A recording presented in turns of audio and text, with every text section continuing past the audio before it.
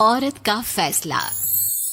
नैतिक मूल्यों से ये कहानी भले ही आपको इंसाफ करती ना दिखे, लेकिन जिम्मेदारियों की नजर से देखेंगे तो शायद कुछ समझ में आए। ये क्या है बहू, सुबह से घर का काम करती रहती है, फिर ऑफिस जाती है और बच्चों में लगी रहती है। अरे ऑफिस क्यों नहीं छोड़ देती, या फिर घर के लिए कोई नौकरानी रख ले। कैसी बात कर रही है माँ? जानती तो है ना अभी इनके ऊपर कितना लोन है। थोड़ा ही सही मदद कर देती हूँ तो अच्छा लगता है, और अभी उनको मेरे पैसे की जरूरत भी तो है। सुधा चंदर को बचपन से प्यार करती थी। एक ही मोहल्ले में खेल कूद कर बड़े हुए दोनों। जहाँ सुधा संपन्न परिवार से थी तो वहीं चंदर का परिवार आर्थिक परेशानियों से जूझता ही रहा। लेकिन सुधा की जिद के आगे किसी की नहीं चली। सुधा, कल ऑफिस जल्दी जाना है और 2 दिन के लिए गुजरात ऑफिस के काम से भी जाना होगा। अरे कैसी बात कर रहा है बेटा, बहू को अगले महीने बच्चा होने वाला है, इस वक्त तो उसके साथ रहे। अरे कोई बात नहीं ना माँ, उनको जरूरी काम होगा, वरना मेरा चंदर ऐसे वक्त में मुझे छोड़कर कभी नहीं जाता। चंदर सुबह घर से निकलता तो आधी रात को घर में घुसता, वो भी शराब के नशे में। चंदर की माँ उसे खूब समझाती। अरे माँ, देख रही हो ना कितना कर्जा है सर पर, काम करना पड़ता है। दिन रात काम नहीं करूँगा तो घर कैसे चलेगा। अरे लेकिन बहू को भी तो देख लिया कर, इस हालत में भी घर का बाहर का सारा काम करती है।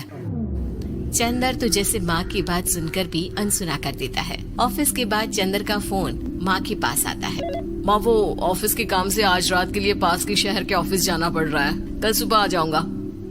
सुधा रात को कमरे में सो रही होती है कि उसके पेट में दर्द होता है।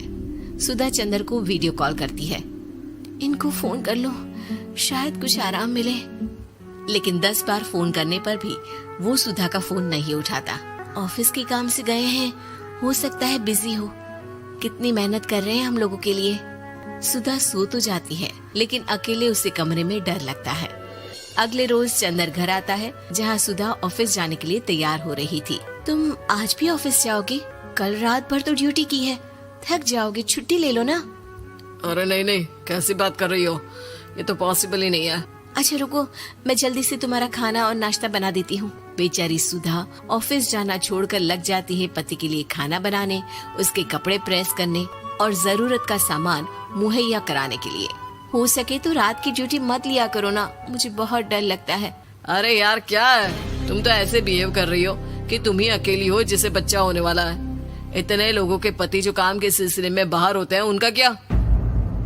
सुधा को चंदर के मुंह से ये बातें अजीब लगती है। अरे हुआ क्या है तुमको? पहले तो तुम मेरा कितना ख्याल रखते थे, मेरे पास रहते थे, मेरी दवा से लेकर खाने पीने तक का सारा ख्याल, और अब इस बार तो तुम एक दफा भी मेरे साथ डॉक्टर के पास नहीं आए, क्यों? अरे पागल हो गई हो क्या? पागल वाली बात कर रही हो। काम धंधा देखो या फिर तुम्हें लेकर टहलता फिरो। और मुझे शुक्रवार की रात को काम से निकलना है, सोमवार आऊंगा। सुधा को समझ में नहीं आता कि क्यों अचानक से चंदर को फील्ड का काम मिल गया है। लेकिन एक दिन, सुधा, मैं और चंदर जरा एक रिश्तेदार के घर जा रहे हैं, तुम भी तैयार हो जाओ, घर में अकेली कैसी रहोगी? अरे नहीं, इस हालत में इसे लेकर जाना ठीक नहीं है। अरे लेकिन मैं ऑफिस भी तो जाती हूँ, फिर घर में अकेले। चंदर उसकी कोई बात नहीं सुनता। वो सीधा कार निकाल कर माँ को लेकर चला जाता है। सुधा घर के काम में लग जाती है कि अचानक उसकी नजर चंदर के बैग पर पड़ती है, जिसमें एक कागज दिखाई देता है। इनकी कागज भी ना इधर उधर फैले होते हैं, एक भी खो जाएगा तो बवाल करेंगे।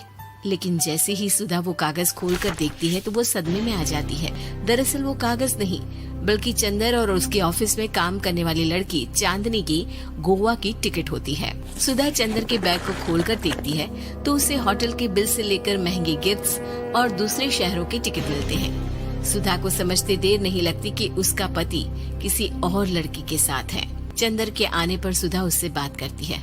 अरे नहीं, ऐसा कुछ नहीं है, तुमको गलत फहमी हो गई है। लेकिन जब सुधा के सवाल तीखे हो जाते हैं तो चंदर को अपनी गलती माननी पड़ती है और वो सुधा से माफी मांग लेता है। सुधा फैसला कर लेती है कि वो चंदर को छोड़ देगी। बच्चे और सामान को लेकर वो घर से निकल ही रही होती है कि सास उसे रोकती है। कहाँ जाएगी बेटा, रुक जा। चंदर को सुधा का जाना खल नहीं रहा था।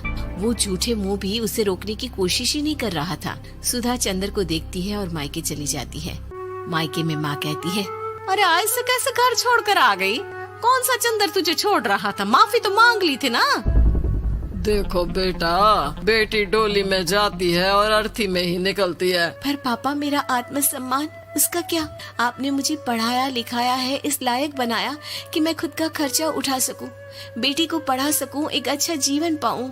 अरे लेकिन पति की जरूरत तो होती है ना सुधा दीदी, और अगर आपको नहीं है तो इस बच्ची का सोचो जो अपने पिता से इस कदर जुड़ी है। आने वाले बच्चे की सोचो जिसके आने से पहले ही आपने पिता का प्यार से दूर करने की सोच ली। सुधा फोन देखती है लेकिन चंदर का कोई कॉल नहीं होता। वो समझ नहीं पाती कि अपने आत्मसम्मान के बारे में सोचे या बच्चों के बारे में।